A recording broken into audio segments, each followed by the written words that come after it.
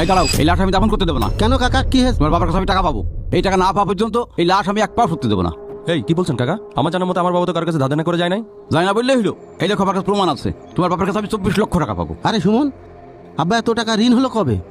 তোমার বাবা আমার কাছ থেকে 2016 সালে 24 লক্ষ টাকা নিয়েছে। এই টাকা আজ দিই, কাল দিই, পরশু দিই, এইভাবে আমাকে ঘুরাচ্ছে। আমি আজ এখান থেকে টাকা আদায় করবো, তারপর তার লাশ ছাড়বো। এই শোনেন কাকা, আমার আব্বা ঋণ করে গেছে আপনার কাছে, আর এই ব্যাপারে আমাদের কাছে কোনো কিছু বলে যায় নাই। আপনি যা করার তাই করেন, এখন সরেন। আমার আব্বার লাশ দাফন করতে যাবো আমরা। আর শোনেন, আমরা এইসবের মধ্যে নাই। সুমন, তুই ঠিকই বলেছিস, আমরা এসবের ভিতরে নাই। জানি না বললেই হইলো। এই দেখো প্রমাণ। কি রে ভাই, চাচা বলে কি? তাই তো দেখছি, চাচার কাছে তো প্রমাণ রয়েছে। টাকা না দিলে তো কাকা লাশ দাফন করতে দেবে না। কি করা যায়? তাহলে এখন কি করবি? আমার কাছে একটা বুদ্ধি আছে।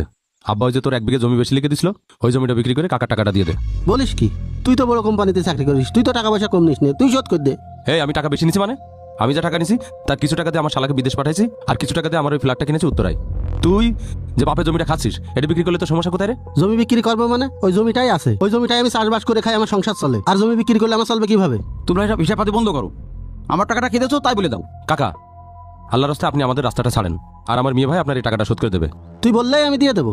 টাকা কি হাতের মোয়া? এ কি 1-2 টাকা? 24 লক্ষ টাকা, ভাবিছিস একবার? আরে তুই কি তোর টাকা দিচ্ছিস নাকি? তুই টাকা দিচ্ছিস আব্বার জমির টাকা। আব্বার জমি বেশি টাকা দিবি, তোর সমস্যা কোথায়? তুই জমিটাই দেখলি, তোর চাকরি দেওয়ার সময় তো আব্বা 40-50 লাখ টাকা দিস তোর, তাহলে তুই দিয়ে দে। তোমরা এসব হিসাব পাতি বন্ধ করো। আমার টাকাটা খেতেছো তাই বলে দাও। আমি টাকা পয়সা দিতে পারবো না। তাই থাক তোমার বাবার লাশ এখানে, আমি দাফন করতে দেবো না। বড় ভাই, অনুমতি দিলে আমি কিছু কথা বলতাম। তোমাকে আমাদের পারিবারিক বিষয়ের মধ্যে কে আসতে বলেছে? তুমি কথা বলার কে? ভাই, আমি আপনাদের বোন জামাই, আমার কি কথা বলার কোনো অধিকার নেই?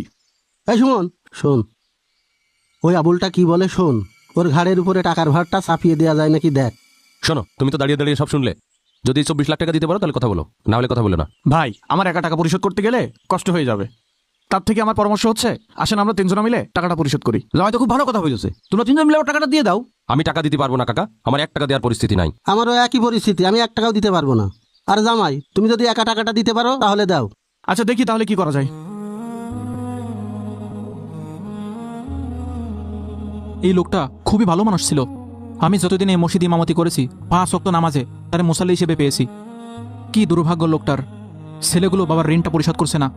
ইসলামের শিক্ষা না থাকলে যা হয় আর কি। ঠিকই বলেছেন হুজুর, চাচা খুবই ভালো মানুষ ছিল। হায় রে মানুষ।